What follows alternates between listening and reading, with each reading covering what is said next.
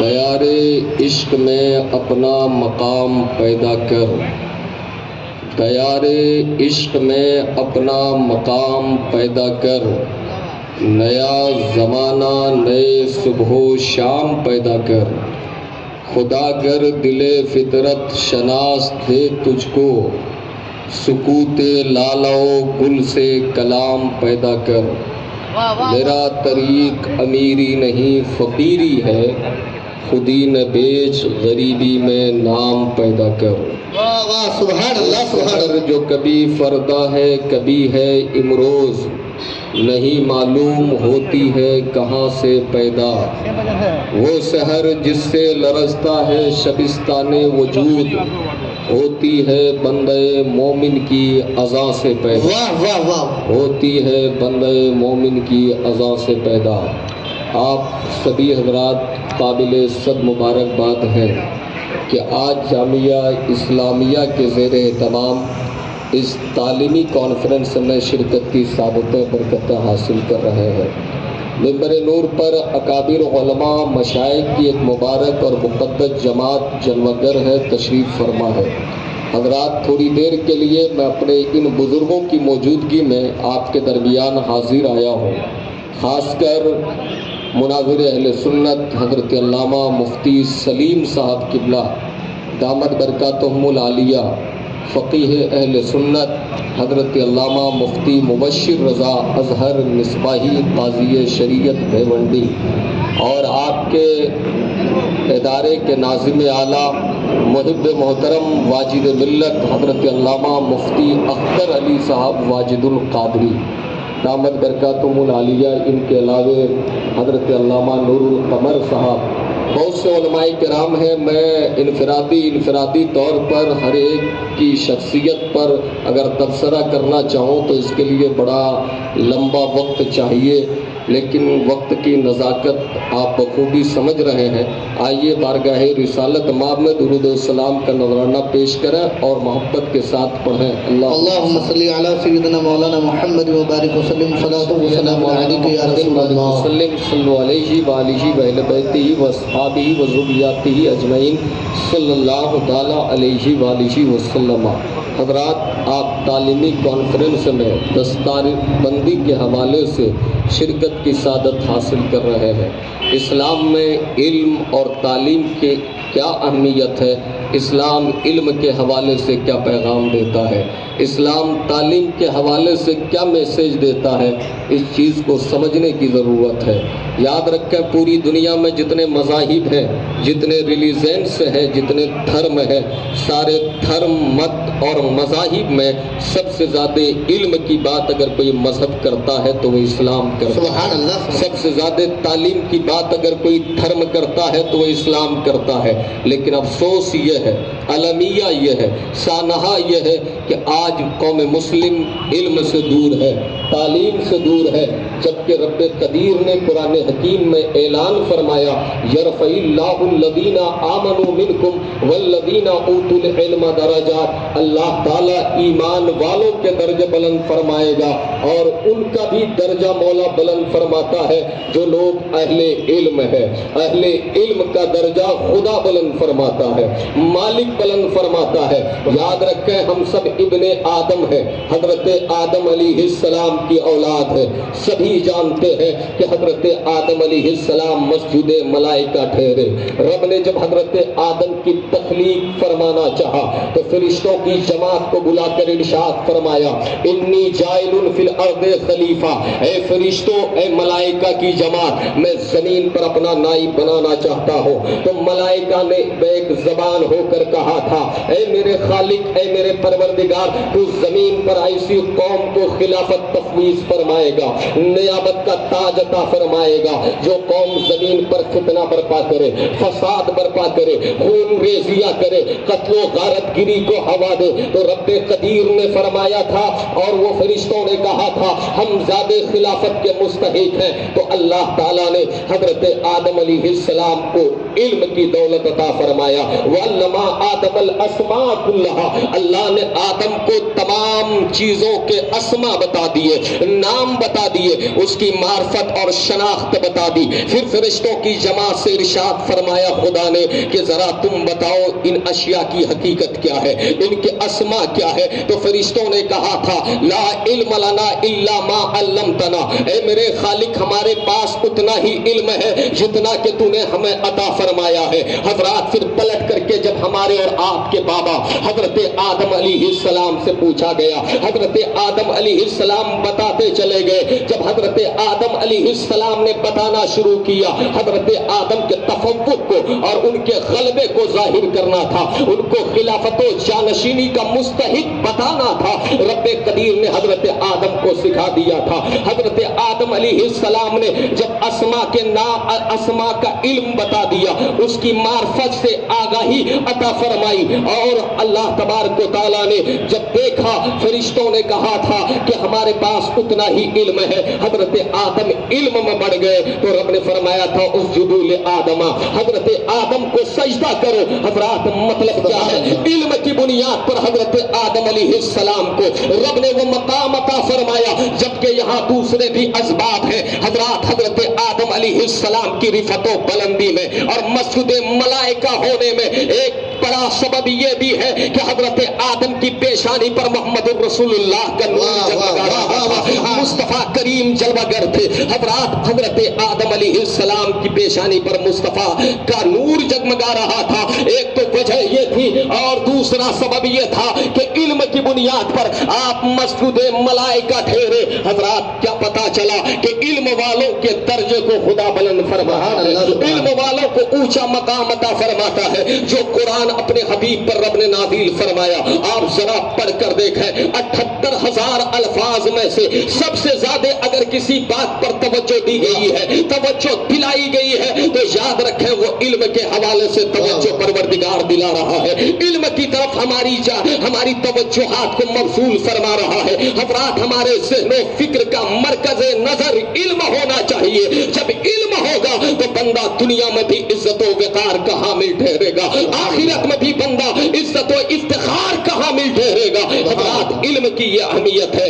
علم ایک روشنی ہے, علم ایک شعاع ہے, علم ایک کرن ہے, علم ایک پرکاش ہے جو بندے کو ٹھوکروں سے بچاتا ہے, علم تاریکیوں کے بھور سے نکالتا ہے. حضرات اسلام کی تاریخ آپ پڑھ کر دیکھیں, اللہ تعالیٰ نے جب اپنے حبیب کو جلوہ گر فرمایا, اس دور میں مصطفیٰ کریم کی آمد ہو رہی ہے. حضرات جس دور کو دور جہالت سے مورخین موسوم کرتے ہیں, اتہاس گواہ ہے کہ جب رسول گرامی وقار آئے تو مصطفیٰ کے تشریف آنے کے بعد آقا کریم پر جو سب سے پہلی وحی نازل ہوتی ہے حرا کے غار میں, وہ وحی کے جملے یہ ہے, اقرا باسم ربک الذی خلق, اے حبیب اپنے پیدا کرنے والے رب کے نام سے پڑھیے, اپنے نام سے پڑھیے. اور جب مصطفیٰ نے پڑھنا شروع کیا ہے, پتہ یہ چلا اسلام علم کا مذہب ہے, اسلام عمل کا مذہب ہے, اسلام عدل کا مذہب ہے, اسلام اخوت و مساوات کا مذہب ہے, اسلام افراط و تفریط سے نکالنے کا مذہب ہے, اسلام پیس کا مذہب ہے,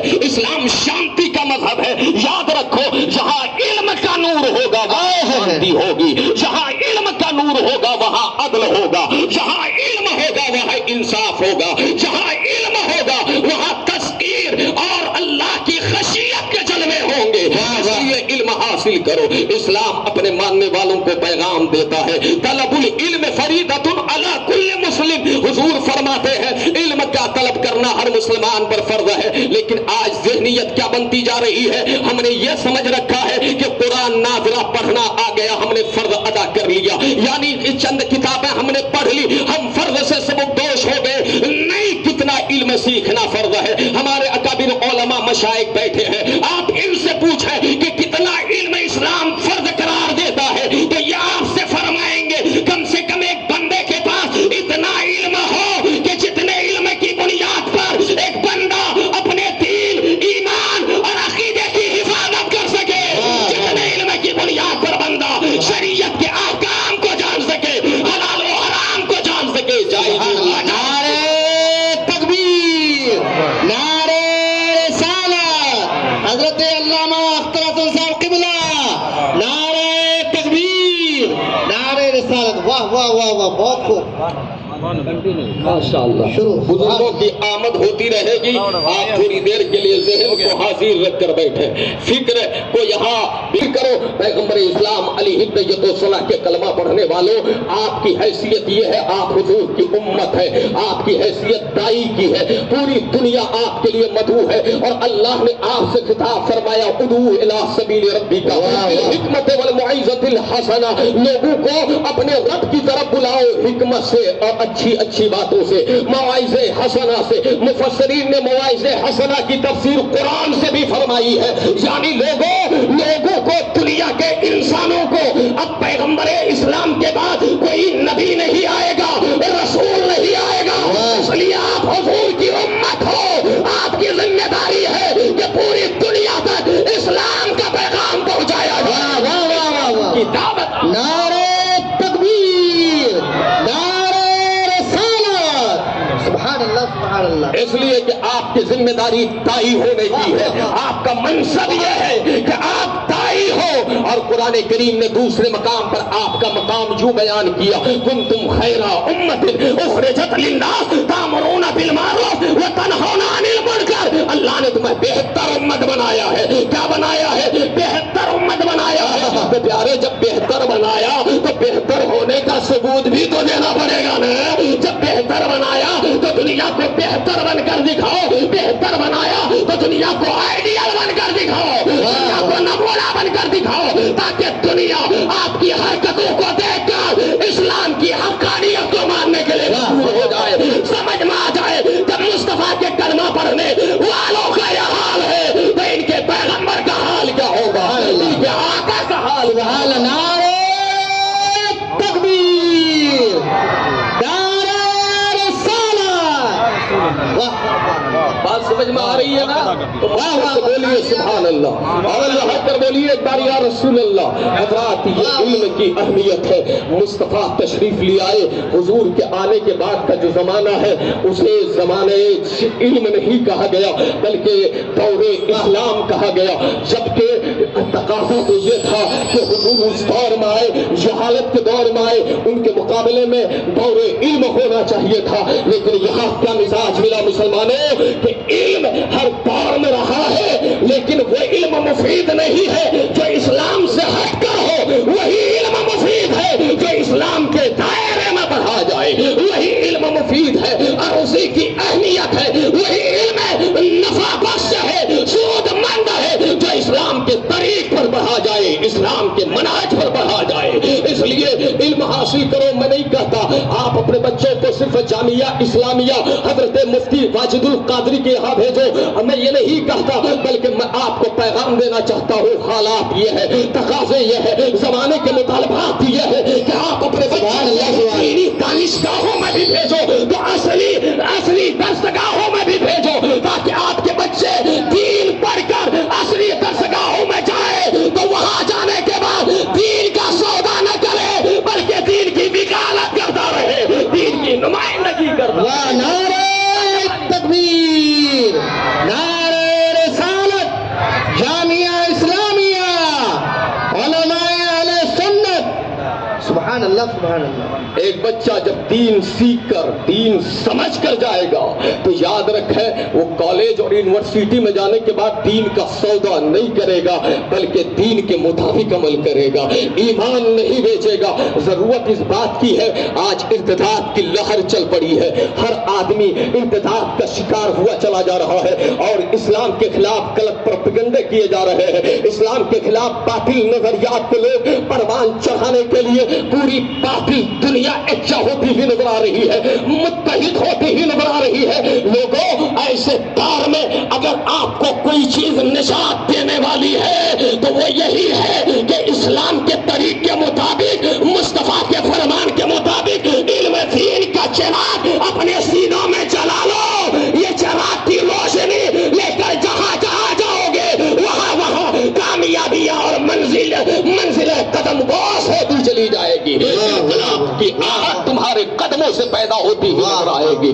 اس لیے تو ڈاکٹر اقبال کہتے ہیں کہ آپ کو ہونا کیا چاہیے, تیارے عشق میں اپنا مقام پیدا کر, نیا زمانہ نئے صبح و شام پیدا کر, خدا کر دل فطرت شناس دے تجھ کو, سکوت لالا و گل سے کلام پیدا کر. حضرات یہ ہے, اس لیے لوگوں کو علم سے اپنا رشتہ مربوط کرو. اور علم کا ماخذ کیا ہے؟ وہ قرآن ہے. علم کا ماخذ و مرجع کیا ہے؟ وہ حدیث رسول ہے. یہ قرآن سینے سے لگاؤ. یہ تیجا کی محفلوں میں پڑھنے کے لیے صرف نہیں ہے, 40ویں کی محفل کے لیے نہیں ہے, شاکنی کے وقت اس کی تلاوت کے لیے نہیں ہے, بلکہ قرآن کا کہ نزول کا مقصد یہ ہے کہ آپ قرآن پڑھتے جاؤ اور اس کی گہرائیوں میں اترتے چلے جاؤ.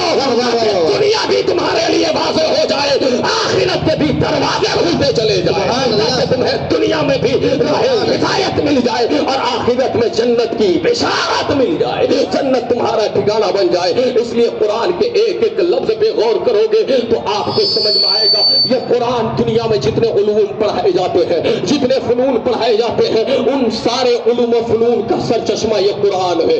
یہ ماخذ ہے, یہ منبع ہے, یہ مصدر ہے. لیکن افسوس ہمارا حال یہ ہے کہ ہم قرآن سے تہی دامن, قرآن سے دامن چھڑانے کی ناپاک کوشش کرتے ہیں. یاد رکھیں, آج سے 1 صدی پہلے ڈاکٹر اقبال نے کہا تھا کہ وہ مؤسس تھے زمانے میں, مسلمان ہو کر ہم خار ہوئے تاریخ قرآن ہو کر. ہمارے لیے 2 چیزیں ضروری ہے, مصطفیٰ سے دلی تعلق بنا رہے اور قرآن سے اپنا رشتہ مربوط رہے. ڈاکٹر اقبال ایک مقام پر کہتے ہیں, گر تو خواہی اگر تو می خواہی مسلمان تیستر نیست ممکن جزب قرآن تیستر. اگر تو مسلمان بن کر زندہ رہنا چاہتا ہے تو ممکن ہی نہیں ہے کہ قرآن چھوڑ کر تو مسلمان بن کر زندہ رہے.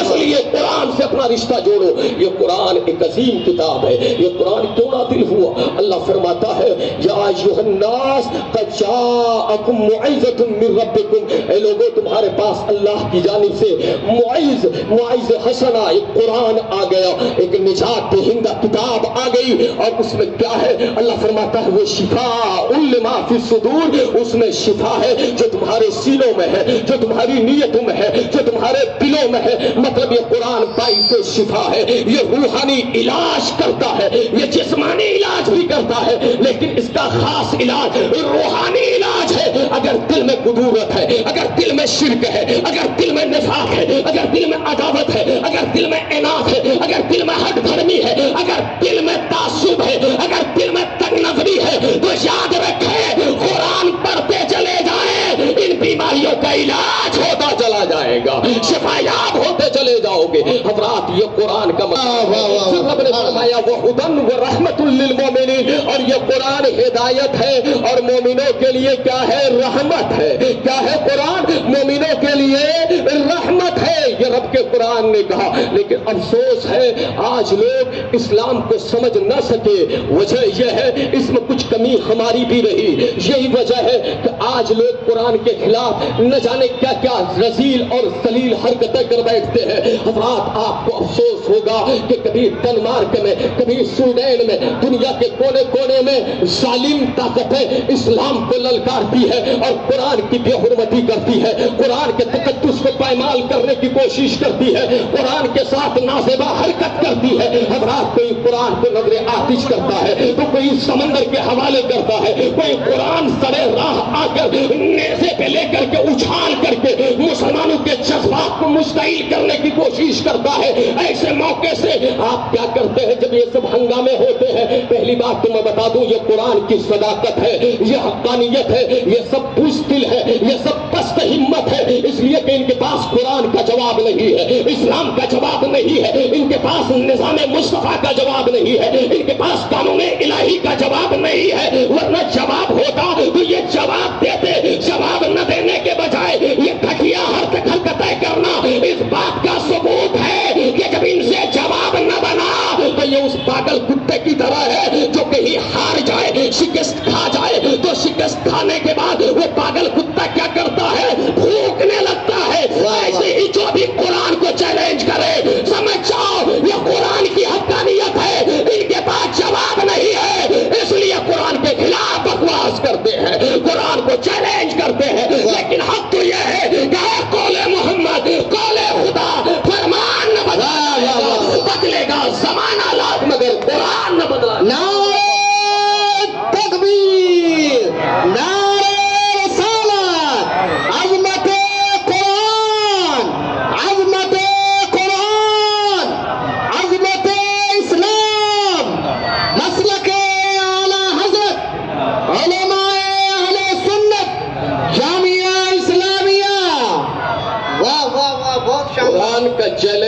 بھی تھا آج بھی ہے، ان کنتم فی ریب مما نزلنا علی عبدنا فاتوا بسورۃ من مثلہ.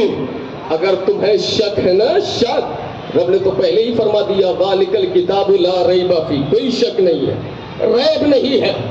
اور اگر تمہیں شک ہے تو کوئی سورت لا کر دکھا دو، کوئی سورت اس کی طرح چھوٹی سورت ہے، سورہ کوثر ہے، سورہ کافرون ہے، بہت ساری سورتیں ہیں، کوئی سورہ اخلاص ہے، لا کر دکھا دو. یاد رکھے ان کے باپ دادا 1400 سال کی تاریخ میں کوئی سورت نہ پیش کر سکے، اور یہ قرآن کے مقابلے میں کیا سورت پیش کریں گے؟ محمد الرسول اللہ کا جواب ان سے نہیں بنا. اعلیٰ حضرت فرماتے ہیں تیرے آگے یوں ہے تبے لچے فصحا عرب کے بڑے بڑے، کوئی شان منہ میں زبان نہیں بلکہ جسم میں جان نہیں بلکہ جسم میں جان. جب مصطفیٰ کے کلام کا جواب نہ بن سکا تو خدائی کلام کا یہ کیا جواب لائیں گے؟ یاد رکھو ظالموں، دلیل کا جواب دلیل سے دو، حجت سے دو، براہین سے دو، شواہد سے دو، لیکن تم سے جواب نہ بن سکے گا. تو یاد رکھنا قرآن تھا، قرآن ہے، قرآن رہے گا. قرآن پڑھ کر دیکھو، کہتے ہو قرآن پلیڈ عشق کا پیغام دیتا ہے، قرآن دہشت گردی کا پیغام دیتا ہے. تم نے سمجھا ہی نہیں قرآن کو. ابھی پچھلے ہفتے کی رپورٹ ہے، ایک ہیرا جون ہیگی نام کا پادری عیسائی جو امریکہ کا رہنے والا تھا، برسوں تک خدمت کرتا رہا، لوگوں سے سرمایہ وصولتا رہا، ان کی قیادت کرتا رہا، نمائندگی کرتا رہا، لیکن جب قرآن سے قریب ہوا 2003 میں قرآن سے قریب ہوا اور یوں قریب ہوتا چلا گیا کہ ابھی پچھلے ہفتے برسر عام اعلان کر بیٹھا کہ کب تک نفاق کے پردے میں چھپا رہتا، کب تک لوگوں کو دھوکہ دیتا رہتا. میرے رب نے مجھ پر کرم فرمایا، مجھ پہ واضح ہو گیا اگر کوئی مذہب حق ہے تو وہ اسلام ہے. اور قرآن کو مٹانے والوں مٹانے کی کوشش کرتے رہو، اسلام پھیلتا چلا جائے گا، اسلام فروغ پاتا چلا جائے گا. سبحان اللہ، سبحان اللہ، بہت عمدہ. کا نیت ہے. آپ کیا کرتے ہیں جب کوئی ظالم قرآن کے خلاف میدان عمل میں آتا ہے؟ آپ احتجاج کرتے ہیں، آپ ریلی نکالتے ہیں، آپ مظاہرے کرتے ہیں. بڑی ذمہ داری کے ساتھ عرض کر رہا ہوں، اچھی بات ہے، میمورنڈم پیش کرو، دائرے میں رہ کر کے احتجاج کرو، مظاہرے کرو، لیکن ظالموں کا جواب نہ تو احتجاج ہے، کما حق کو جواب نہ تو مظاہرے ہے، ان کا کما حق کو جواب نہ تو میمورنڈم پیش کرنا ہے. آپ کہو گے محب القادری ظالم طاقتوں کا جواب کیا ہے؟ تو اپنے علماء کی موجودگی میں ان کی دعائیں لیتے ہوئے میں آپ کو پیغام دینا چاہتا ہوں، ان کا جواب جو آپ سب مل کر نہیں دے سکتے ہو، وہ جواب حضرت علامہ مفتی اختر علی واجد القادری نے دے دیا ہے. یاد رکھو، جب جب زمانہ، جب تک دنیا کی طاقت ہے قرآن کو للکارے، ان کا جواب یہی ہے کہ تم ان کے سامنے حافظ قرآن پیش کر دو، عالم دین پیش کر دو. نعرہ تکبیر، نعرہ رسالت، عظمت قرآن، حضرت علامہ ریاض احمد صاحب قادری، حضرت مفتی محب القادری صاحب قبلہ، علماء اہل سنت. واہ واہ واہ، بہت شاندار. قرآن کو چیلنج کرنے والوں کہتے ہو آتنکوادیت کی بات قرآن کرتا ہے. آؤ قرآن کو پڑھو، قرآن پیغام کیا دیتا ہے. یہ حافظ قرآن جو قرآن میں پیغام پڑھیں گے وہی زمانے کو دیں گے. قرآن کہتا ہے من قتل نفسا بغیر نفس او فساد فی الارض فکانما قتل الناس جميعا ومن احیا فکانما احیا الناس جميعا.